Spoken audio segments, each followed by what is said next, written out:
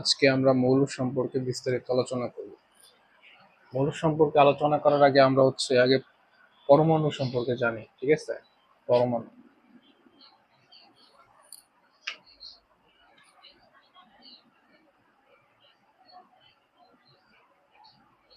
পরমাণু ঠিক আছে। পরমাণুটা কি? মৌলিক পদার্থের মৌলিক পদার্থের মৌলিক পদার্থের ক্ষুদ্রতম কণা।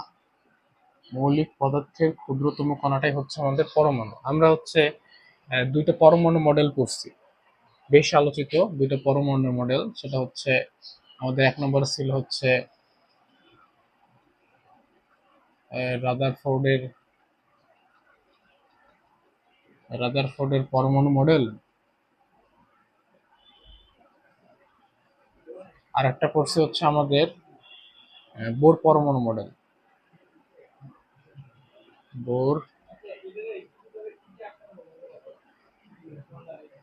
বোর পরমাণু মডেল। আচ্ছা, রাদারফোর্ড পরমাণু মডেলে আমরা কি শিখছিলাম তখন?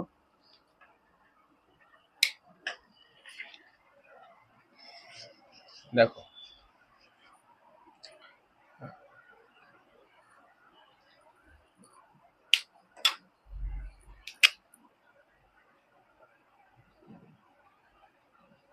রাদারফোর্ড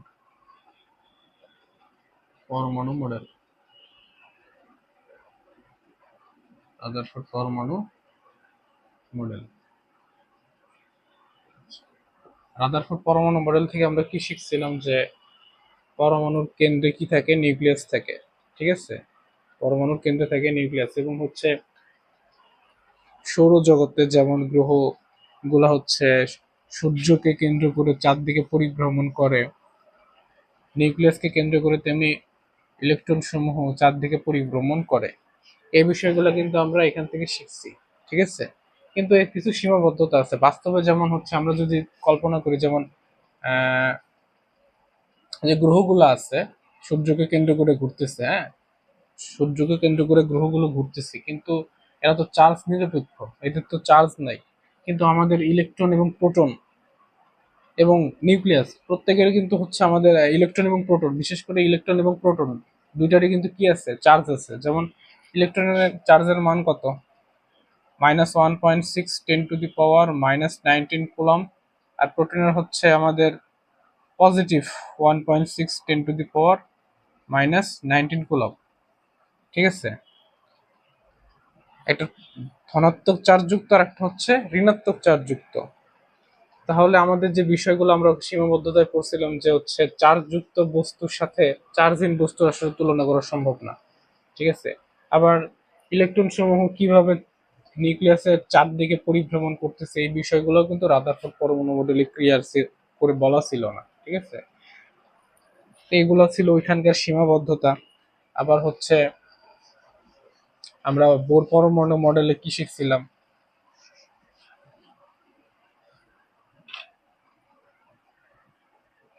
বোর পরমাণু মডেল বোর পরমাণু মডেলে আমরা কি শিখছিলাম? বোর পরমাণু মডেলে শিখছিলাম যে ইলেকট্রন গুলা নিউক্লিয়াসকে কেন্দ্র করে ঘুরতেছে এবং নির্দিষ্ট একটা কক্ষপথে ইলেকট্রন গুলা ঘুরতেছে, হ্যাঁ, এই বিষয়গুলো এখানে ক্লিয়ার ছিল। কিন্তু এখানকার মূল যে সীমাবদ্ধতা ছিল সেটা আমাদের এক ইলেকট্রন বিশিষ্ট হুম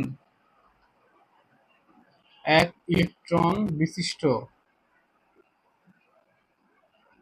মৌলগুলা কিভাবে নিউক্লিয়াসকে কেন্দ্র করে চারপাশে পরিভ্রমণ করতেছে, সেই বিষয়গুলা এখানে আমাদের ব্যাখ্যা করা ছিল পরমাণু বলে। কিন্তু একাধিক ইলেকট্রন বিশিষ্ট যে আহ, আমাদের মৌলগুলো আছে, সে সকল মৌলগুলা নিউক্লিয়াস কেন্দ্র করে তার চারপাশে কিভাবে পরিভ্রমণ করবে, এই বিষয়টা কিন্তু এখানে উল্লেখ ছিল না, ঠিক আছে? আচ্ছা, আমরা এই বিষয়গুলো আমরা আগে জানছি। এখন আমরা যে বিষয়টা জানবো সেটা মৌলের অবস্থান, পর্যায় সারণীতে মৌলের অবস্থান, ঠিক আছে? পর্যায় সারণীতে মৌলের অবস্থান। আমরা কি জানি যে পর্যায় সারণীর জনককে? পর্যায়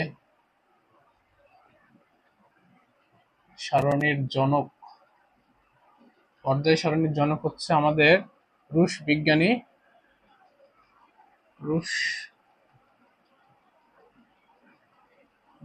দিমিত্রি মেন্ডেলিভ।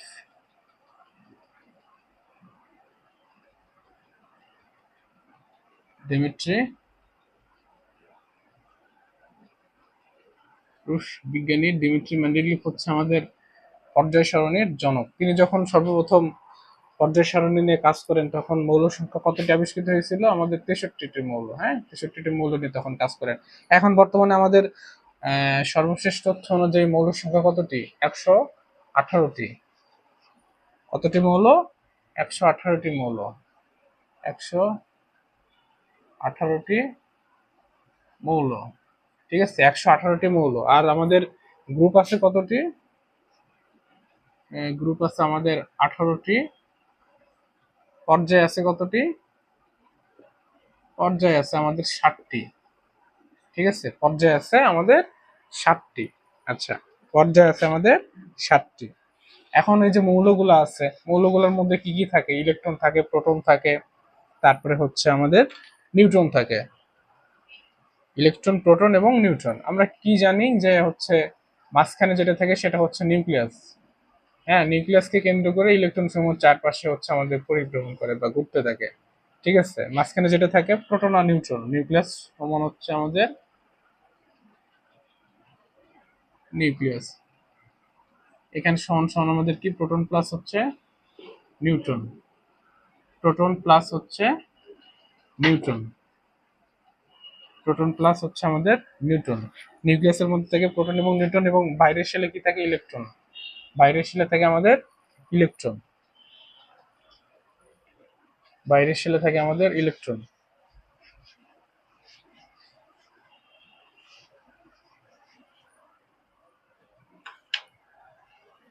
আচ্ছা, আমরা কি জানি? প্রোটনের চার্জের মান কত? 1.6 10⁻⁻19 কুলম্ব। আর ইলেকট্রনের চার্জের মান কত? -1.6 10⁻⁻19 কুলম্ব। -19 কুলম্ব। এখন এই যে নিউক্লিয়াসকে কেন্দ্র করে যে আমাদের ইলেকট্রন গুলা ঘুরতেছে চারদিকে, ঠিক আছে, নিউক্লিয়াসকে কেন্দ্র করে ইলেকট্রন গুলো আমাদের মুভ করতেছে। ইলেকট্রন গুলা আমাদের কি মুভ করতেছে।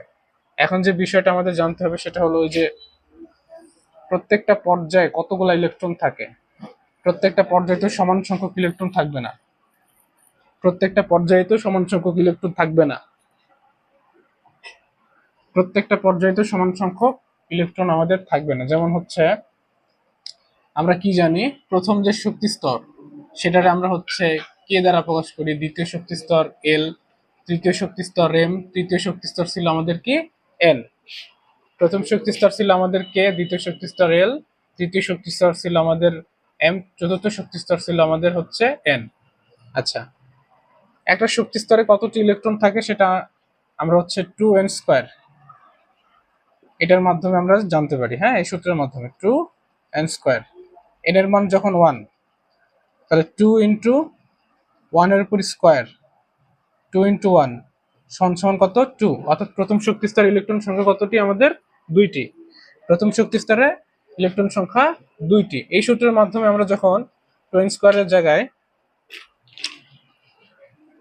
2 ইন্টু 2 এর উপর স্কোয়ার, 2 ইন্টু হচ্ছে 4, তাহলে দ্বিতীয় শক্তি স্তরে আমাদের ইলেকট্রন সংখ্যা কতটি? 8টি। এই সূত্র যখন আমরা এন এর মান হচ্ছে 3 বসাবো, তাহলে 3 এর উপর স্কোয়ার করলে কত? 9 ইন্টু 2 কত? 18টি ইলেকট্রন তৃতীয় শক্তি স্তরে। চতুর্থ শক্তি স্তরে ইলেকট্রন কত? 4 এর উপর স্কোয়ার করলে কত? 16। 16 গুণন 2 কত? 32টি ইলেকট্রন থাকবে চতুর্থ শক্তি স্তরে। আচ্ছা, আমরা আবার অরবিট এবং অরবিটাল সম্পর্কেও জানছি। অরবিটটা কি? অরবিটটা হচ্ছে শক্তি স্তর। অরবিট হচ্ছে আমাদের শক্তি স্তর সংখ্যা। হ্যাঁ, অরবিট হচ্ছে শক্তি স্তর। অরবিটটা হচ্ছে আমাদের শক্তি স্তর। আর একটা ছিল আমাদের অরবিটাল।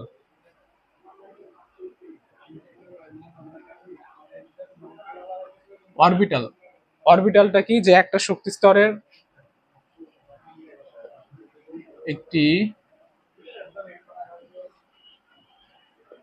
একটি শক্তি স্তরের যে ইলেকট্রন গুলা থাকে, সেই ইলেকট্রন গুলা থাকে, ইলেকট্রন গুলা, আচ্ছা ইলেকট্রন গুলাকে যেখানে একটি শক্তি স্তরের যেখানে ইলেকট্রন শক্তি স্তর ইলেকট্রন গুলোকে যেখানে পাওয়ার সম্ভাবনা, যেখানে পাওয়ার সম্ভাবনা 90 থেকে 95%, সেই এলাকা বা রিজিয়নটাকে আমাদের বলা হচ্ছে কি অরবিটাল। আচ্ছা, আমরা আরেকটা জিনিস শিখছি, সেটা হলো একটা অরবিটালে কয়টা ইলেকট্রন থাকতে পারে, সর্বোচ্চ 2টা ইলেকট্রন থাকতে পারে। ঠিক আছে, একটা অরবিটালে সর্বোচ্চ কয়টা ইলেকট্রন থাকতে পারে, 2টা ইলেকট্রন থাকতে পারে। আচ্ছা, এই যে আমাদের 2n স্কয়ার সূত্রটা পড়লাম। আচ্ছা, এখানে যে এন স্কয়ার দ্বারা হচ্ছে আমাদের একটা শক্তি স্তরে কয়টা অরবিটাল থাকে সেটা আমরা জানতে পারি। যেমন যদি প্রথম শক্তি স্তর n ইকুয়াল টু 1 হয়, তাহলে n স্কয়ার মানে কত, 1 এর স্কয়ার। তাহলে প্রথম শক্তি স্তরে একটা অরবিটাল থাকে, তাহলে একটা অরবিটালে সর্বোচ্চ কয়টা ইলেকট্রন থাকতে পারে, 2টি। যেমন আমরা জানি সর্বোচ্চ কয়টা ইলেকট্রন থাকতে পারে, 2টি। তাহলে দ্বিতীয় শক্তি স্তরে কয়টা অরবিটাল থাকে, তাহলে 2 এর স্কয়ার কত, 4। তৃতীয় শক্তি স্তরে কত, 3 এর স্কয়ার 9। চতুর্থ শক্তি স্তরে 4 এর স্কয়ার কত, 16। এভাবে আমরা একটা শক্তি স্তরে কতটি অরবিটাল থাকতে পারে সেই বিষয়টা জানি। আচ্ছা, এর মধ্যে আমাদের আর বেশ কিছু বিষয় জানতে হবে, সেটা হলো এই শক্তি স্তরগুলোর মধ্যে যে ইলেকট্রন গুলো থাকে, এই ইলেকট্রন গুলো আবার উপশক্তি স্তরে বিন্যস্ত থাকে। 4টা উপশক্তি স্তর আছে, সেটা হচ্ছে S, P, D, F. S উপশক্তি স্তর, পি উপশক্তি স্তর, ডি উপশক্তি স্তর, এফ উপশক্তি স্তর। এস উপশক্তি স্তরে হাইয়েস্ট ইলেকট্রন থাকতে পারে কত, ম্যাক্সিমাম ম্যাক্সিমাম ম্যাক্সিমাম ইলেকট্রন সংখ্যা হচ্ছে আমাদের 2টি। পিতে আমাদের ম্যাক্সিমাম ইলেকট্রন সংখ্যা হচ্ছে 6টি। ডিতে ম্যাক্সিমাম ইলেকট্রন সংখ্যা আমাদের কয়টি, 10টি। এফ তে ম্যাক্সিমাম ইলেকট্রন সংখ্যা আমাদের কয়টি, 14টি ইলেকট্রন। 14টি ইলেকট্রন, ঠিক আছে। আচ্ছা, 14টি ইলেকট্রন থাকতে পারে। আচ্ছা, এখন আমরা এখানে দেখি অরবিট কয়টা। এখানে একটা অরবিটাল, সরি এখানে অরবিটাল হবে, এখানে 3টা অরবিটাল ম্যাক্সিমাম, এখানে 5টা অরবিটাল, এখানে হচ্ছে 7টা অরবিটাল। ঠিক আছে, 7টা অরবিটালে ম্যাক্সিমাম কয়টা ইলেকট্রন থাকতে পারে, 14টা ইলেকট্রন থাকতে পারে এখানে।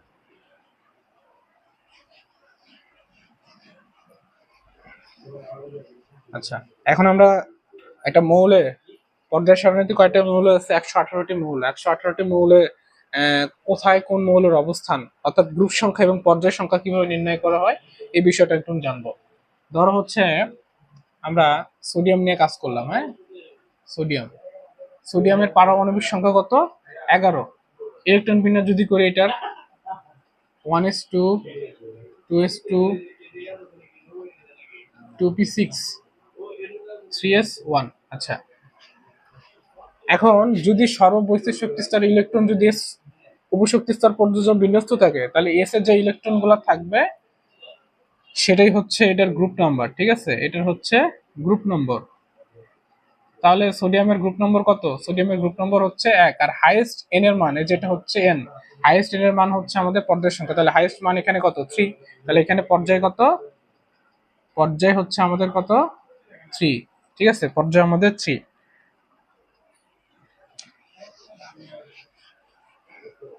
ধরো এখন আমরা আরেকটা দেখি, যেমন সালফার 16, তাই না, সালফার হচ্ছে 16। আমরা ইলেকট্রন বিন্যাস যদি করি 1s2, 2s2, 2p6, তারপর হচ্ছে 3s2, তাহলে কয়টা, 10, 10 দিয়ে 12, 12, 3p4, সরি 3p4। আচ্ছা, বহিঃস্থ শক্তি স্তরে এস এবং পি তে ইলেকট্রন বিন্যস্ত থাকে, তাহলে এস এর ইলেকট্রন এবং পি এর ইলেকট্রন আমরা কি করব, যোগ করব। এস প্লাস পি প্লাস হচ্ছে আমরা কি করব, 10। তাহলে এস ইলেকট্রন এখানে কয়টা, 2টা। পি এর ইলেকট্রন কয়টা, 4টা, প্লাস হচ্ছে 10। এখানে কত, 4 2 16, 4 2 6 আর 10 16, তাহলে এখানকার গ্রুপ নাম্বার 16 এবং হাইয়েস্ট এন এর মান কত, 3, তাহলে পর্যায় হচ্ছে আমাদের কত, পর্যায় হচ্ছে আমাদের 3। আচ্ছা, এখন আমরা আর একটা মৌলের গ্রুপ এবং পর্যায় নির্ণয় করবো, যেমন হচ্ছে আয়রন, আরাম 26, ইলেকট্রন বিন্যাস যদি করি কি হবে, 1s2, 2s2, 2p6, 3s2, 3p6, তাহলে কত হলো, 4 10 12 6 18। তারপর হচ্ছে আমাদের যদি আমরা 4s2 এখানে লিখি, তাহলে কত, 20, 3d6। আচ্ছা, এখন আমরা যে বিষয়টা লক্ষ্য করব সেটা হচ্ছে এখানে এস এবং ডি, সর্বপ্রতি শক্তি স্তরে এস এবং ডি পর্যন্ত যদি ইলেকট্রন বিন্যস্ত থাকে, তখন আমরা কি করব, এস এবং ডি এর ইলেকট্রন যেটা আছে সেটা কি করব, যোগ করব, এস প্লাস ডি যোগ করব। তাহলে এখানে কয়টো, 2 যোগ হচ্ছে 6, তার মানে এটা গ্রুপ নম্বর, এটা হবে আমাদের গ্রুপ নম্বর, এবং হাইয়েস্ট এর মান কত এখানে, 4, তাহলে 4টা হবে আমাদের কি, পর্যায় সংখ্যা, পর্যায় সংখ্যা।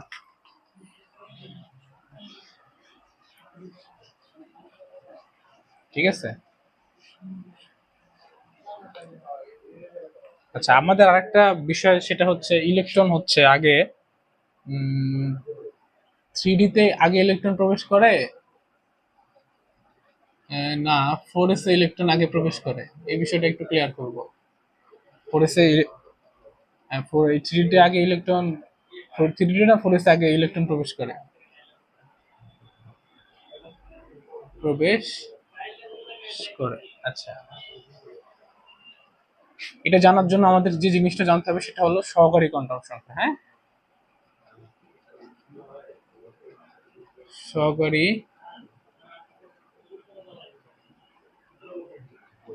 সহকারী কোয়ান্টাম সংখ্যা, সেটা হচ্ছে আমাদের কত, এল। ঠিক আছে। আচ্ছা, যখন এস হয়, এস উপশক্তি স্তর, এল এর মান কত, 0, পি এর জন্য হচ্ছে আমাদের এল এর মান কত, 1, ডি এর জন্য এল এর মান হচ্ছে আমাদের কত, 2, এফ এর জন্য এল এর মান কত, এল এর মান হচ্ছে আমাদের 3। আচ্ছা, তাহলে ইলেকট্রন আমাদের 3D-তে আগে ইলেকট্রন প্রবেশ করবে না 4s আগে ইলেকট্রন প্রবেশ করবে, এটা জানার জন্য আমাদের যে বিষয়টা জানতে হবে সেটা হলো N plus L. N plus L, N plus L এর মান যার কম সেখানে আগে ইলেকট্রন প্রবেশ করবে, আর এন প্লাস এল এর মান যার বেশি সেখানে পরে ইলেকট্রন প্রবেশ করবে।